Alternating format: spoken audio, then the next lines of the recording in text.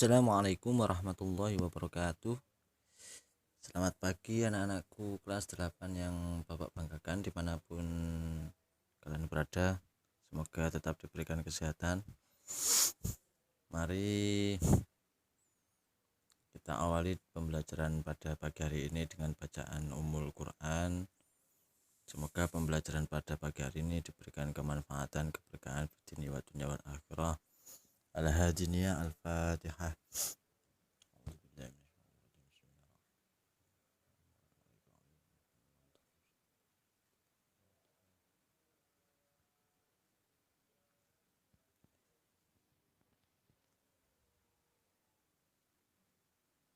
Baik anak-anakku, pembelajaran pada pagi hari ini merupakan pembelajaran menjelang PTS. Oleh karenanya Bapak di sini akan sedikit murojaah atau mengulang materi yang telah lalu agar bagi yang belum paham bisa dipahami, atau yang belum mengikuti bisa lebih mengikuti lagi. Jadi agar tidak tertinggal dengan yang lain. Baik, untuk materi yang pertama tentang pembahasan yang pertama tentang iman kepada kitab-kitab Allah. Apa sih yang dimaksud dengan iman kepada kitab-kitab Allah? Iman kepada kitab-kitab Allah yakni percaya dan yakin dengan sepenuh hati akan kebenaran adanya kitab yang telah diturunkan oleh Allah, yang berfungsi sebagai petunjuk dan pedoman hidup manusia, yang mana pada pertemuan yang dulu sudah kita bahas bahwasanya iman itu mencakup 3 hal: hati, lisan, dan perbuatan.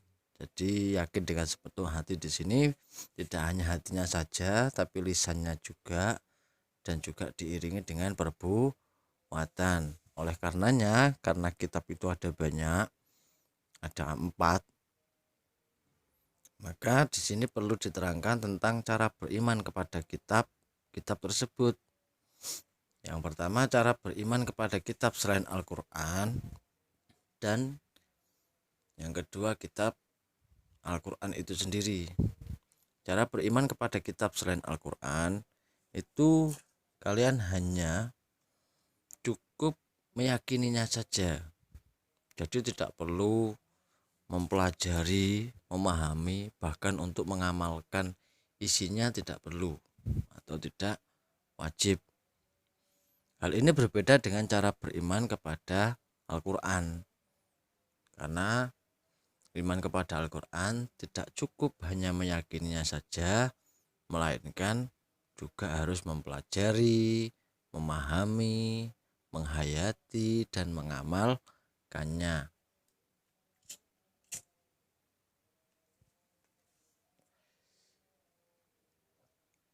Telah terdapat 4 kitab yang telah diturunkan oleh Allah, yang bisa disebutkan di sini, yakni yang pertama Taurat diturunkan kepada Nabi Musa pada abad 12 sebelum Masehi. Sedangkan Zabur itu diturunkan kepada Nabi Daud pada abad 10 sebelum Masehi. Sedangkan Injil diturunkan kepada Nabi Isa diturunkan pada abad 1 Masehi, dan Al-Quran diturunkan kepada Nabi Muhammad pada abad 6 Masehi.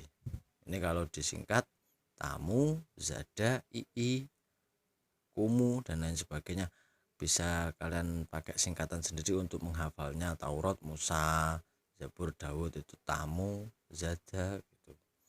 Kalau abadnya itu bisa diurut sebelum Masehi, Masehi itu 12 10 1 12 10 1 16 12 10 16 atau SM SM MM 12 10 16 SM SM MM. Untuk penjelasan singkatnya, karena ini sifatnya mengulang. Yang pertama Taurat, kitab Taurat berisi tentang beberapa kitab, yakni yang pertama kitab Kejadian. Kitab Kejadian ini berisi tentang masalah penciptaan, baik penciptaan Adam dan Hawa, asal usul manusia, penciptaan alam semesta dan lain sebagainya. Ini tentang kitab Kejadian. Sedangkan kitab Keluaran itu tentang penindasan Bani Israel dan beberapa kisah perjalanan Nabi Musa ke Bukit Tur Sina atau Semenanjung Sinai yang menerima 10 perintah agama di situ. 10 perintah agama atau biasa disebut dengan istilah Ten Commandment. Di situ ada 10. Dulu sudah pernah Bapak singgung. Yang pertama, hormati dan cintai Allah. Yang kedua, sebutlah nama Allah dengan hormat. 3, kuduskanlah Allah. 4, hormati ibu bapak. 5, jangan membunuh. 6, jangan bercabul. 7, jangan mencuri. 8, jangan berdusta. 9, jangan ingin berbuat cabul. Yang ke-10, jangan ingin memiliki barang orang lain dengan cara yang tidak halal, alias maling atau mencuri, korupsi dan lain sebagainya. Itu merupakan 10 perintah agama Yahudi atau disebut dengan Ten Commandment. Sedangkan yang selanjutnya adalah kitab Imamat. Kalau tadi cuma 10, kalau yang ini lebih banyak lagi karena berisi tentang kumpulan perintah agama Yahudi. Yang selanjutnya adalah kitab Bilangan yang berisi tentang keterangan jumlah suku Bani Israel.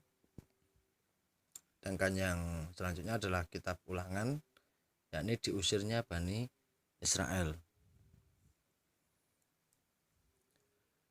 Yang selanjutnya adalah kitab Zabur yang diturunkan kepada Nabi Daud ya. Kitab Zabur itu berisi tentang nyanyian keagamaan yang pada selanjutnya nanti dijadikan sebagai bagian dari kitab setelahnya, yakni Injil, yang kemudian terus dirubah menjadi Bible dan lain sebagainya. Makanya kalau di gereja-gereja itu isinya yang banyak tentang nyanyian-nyanyian, itu karena dulu ada kitab namanya Zabur, itu juga berisi tentang nyanyian. Ada nyanyian keagamaan, nyanyian pujian untuk Tuhan dan lain sebagainya. Itu ada banyak. Kalau dulu ada 150 nyanyian, kemudian dikerucutkan menjadi 5 bab atau 5 bagian saja. Dulu pernah Bapak singgung tentang hal ini. Untuk selanjutnya adalah kitab Injil. Kitab Injil dulu berjumlah 70, kemudian ditolak oleh gereja sejumlah 66, yang kemudian yang ditolak itu dinamakan apokrifa. Karena yang ditolak 66, otomatis yang diterima hanya 4, yakni Injil Matius, Markus, Lukas, dan Yahya. Injil Matius, Markus, Lukas, dan Yahya ini kenapa dinamakan Injil Matius, Markus, Lukas, dan Yahya? Karena pengarangnya adalah namanya Matius, Markus, Lukas, dan Yahya. Nah, di antara yang ditolak oleh gereja itu adalah Injil Barnabas, di antara yang 66 tadi. Kenapa ditolak? Karena terdapat isi yang mirip dengan Al-Quran, oleh karenanya ditolak oleh gereja. Apa sih isi yang mirip dengan Al-Quran? Yang pertama, yang disalib itu bukan Yesus, melainkan Yudas Iskariot, atau yang diserupakan dengan Nabi Isa. Yang kedua, yang disembelih bukan Ishak, melainkan adalah Ismail. Ini masalah kisah Nabi Ibrahim dengan Nabi Ismail, masalah kurban. Terus yang ketiga, juru selamat atau ratu adil itu nanti adalah Nabi Muhammad, bukanlah Yesus. Itu isi di antara isi Injil Barnabas, makanya ditolak oleh gereja. Kemudian materi yang selanjutnya adalah tentang kejadian luar biasa. Kejadian luar biasa. Secara singkat saja, Bapak buat tabel di sini. Sudah Bapak skemakan. Untuk lebih memahami, di sini Bapak terangkan mukjizat itu merupakan kejadian luar biasa yang terjadi pada diri nabi atau rasul.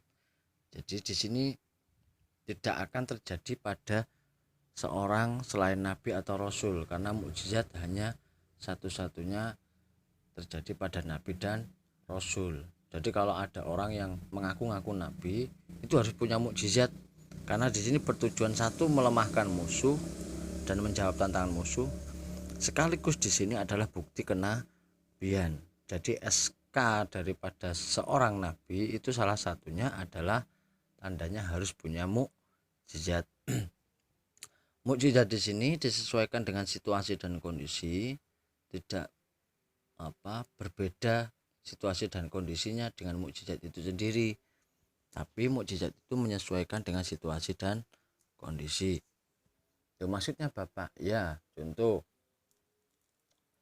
Nabi Isa mampu menyembuhkan orang sakit, orang penyakit kusta, orang buta, mampu menghidupkan orang mati dan lain sebagainya. Itu karena apa? Pada zaman Nabi Isa itu lagi gencar-gencarnya berkembang ilmu kedokteran. Oleh karenanya mukjizatnya itu berbau ilmu kedokteran. Contoh lagi, Nabi Musa tongkat menjadi ular. Itu karena pada zamannya itu penyihir-penyihirnya Firaun itu jika melakukan sihir itu dari tali bisa menjadi ular-ular kecil, sehingga Nabi Musa tongkatnya menjadi ular. Jadi nggak mungkin terus penyihirnya tali menjadi ular, tongkatnya menjadi kadal atau menjadi komodo, dinosaurus dan lain sebagainya. Itu nggak mungkin karena tidak sesuai dengan situasi dan kondisinya. Bahkan Al-Quran itu sendiri, loh kenapa kok mukjizatnya Nabi itu kok Al-Quran gitu? Karena pada zaman itu berkembang penyair-penyair Arab atau sastra Arab itu berkembang pesat. Oleh karenanya mukjizat Nabi Muhammad itu berupa Al-Quran. Yang selanjutnya adalah karomah. Karomah merupakan kejadian luar biasa yang terjadi pada wali Allah atau kekasih Allah. Di sini contoh karomah dulu siapa? Sunan Ampel. Sunan Ampel bisa merubah kolang-kaling jadi emas. Atau Sunan Giri mengambil pasir itu dilemparkan bisa jadi lebah untuk menghalau musuh. Ya Khalid Hasim dulu dalam keadaan tidur bisa nyetir mobil dan lain sebagainya, mobilnya bisa jalan tanpa tabrakan dan lain sebagainya. Nah, itu merupakan karomah kekasih Allah, wali Allah. Yang selanjutnya adalah irkhas. Irkhas itu kejadian luar biasa yang terjadi pada calon nabi atau rasul. Jadi sebelum diangkat menjadi nabi atau rasul, seperti Nabi Isa bisa berbicara ketika masih bayi. Ketika Nabi Isa itu sama Siti Maryam itu dituduh bahwasanya si Siti Maryam itu seorang pezina. Nah, terus Nabi Isa itu dituduh sebagai anak zina dan lain sebagainya. Ada yang menyebut anak Tuhan dan lain sebagainya. Itu kemudian dijawab oleh Nabi Isa, qala ini Abdullah ataniyal kitaba wa ja'alani nabiyya wa ja'alani mubarakan aina ma kuntu wa awsani bis salati waz zakati ma dumtu hayya wa baram bi walidati wa lam yaj'alni jabbaran syaqiyya.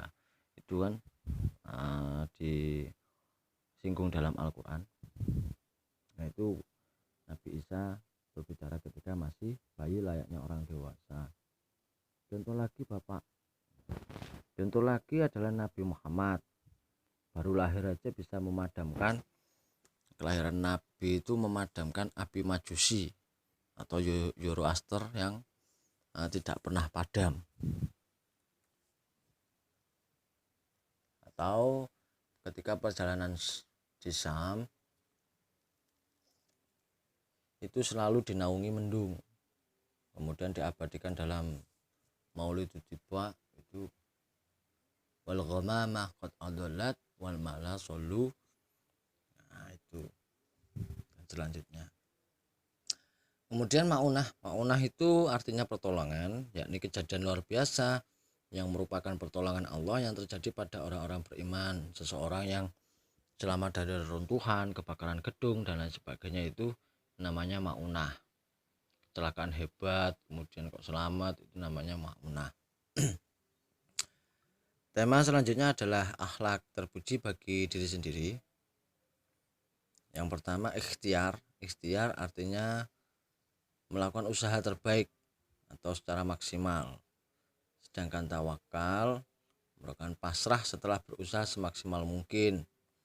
Jadi setelah sampean belajar maksimal, kemudian doa, ya Allah, aku titipkan ilmu ini kepada panjenengan, nanti tolong kembalikan lagi ketika aku ujian umpamanya, ketika aku butuh nanti tolong kembalikan lagi, karena pada dasarnya yang punya ilmu itu panjenengan bukan saya gitu. Itu namanya tawakal. Kalau sepeda motor, kamu naruh sepeda motor terus kamu kunci setang atau kunci setir, nah itu namanya tawakal. Keluar rumah dikunci pintunya, keluar kamar almari dikunci dan lain sebagainya, itu namanya tawakal. Yang selanjutnya adalah sabar atau tahan uji. Tahan uji di sini ada 3 menurut Imam Ghazali, yakni dalam ketaatan, musibah dan maksiat. Dalam ketaatan sampean musim dingin ya harus wudu, ya harus sabar. Subuh ngantuk gitu ya sholat, terus apalagi dan lain sebagainya, itu pokoknya dalam hal ketaatan. Sampean sekolah ya harus belajar, bangun pagi, terus kerjain PR dan lain sebagainya, itu namanya sabar dalam ketaatan. Kemudian sabar dalam musibah, dalam mendapatkan suatu masalah ya harus sabar. Sabar ketika maksiat itu maksudnya sabar tidak melakukan maksiat, atau ketika melihat kemaksiatan kalian harus bersabar, tidak ikut menjalankan namanya aktivitas maksiat. Kemudian syukur yang berarti terima kasih itu berupa 2, berupa lisan dan perbuatan. Dengan lisan yang dimaksud kalian membaca alhamdulillah, dengan perbuatan kalian mendayagunakan apa yang telah dimiliki, apa yang telah diterima dengan baik. Yang terakhir adalah qanaah, yang dimaknakan lebih simpelnya adalah mampu menerima kenyataan hidup. Jadi walaupun sampai sudah belajar semaksimal mungkin, sudah tawakal, kemudian nilainya kok tetap aja kurang memuaskan, kalian harus bisa menerima dengan lapang dada, itu namanya qanaah. Yang penting kewajiban kalian sudah berusaha dan sudah menyerahkan persoalan kepada Allah, itu namanya qanaah, karena kalian bisa lapang dada. Kalau sudah lapang dada makanya sampai nanti bisa ikhlas dalam menjalani suatu kehidupan ini. Demikianlah murojaah atau pengulangan materi, semoga bermanfaat. Jangan lupa belajar, jangan nakal di rumah. Semoga pertemuan singkat ini membawa kemanfaatan dan keberkahan. Bapak akhiri dengan bacaan hamdalah, alhamdulillahirabbil alamin. Assalamualaikum warahmatullahi wabarakatuh.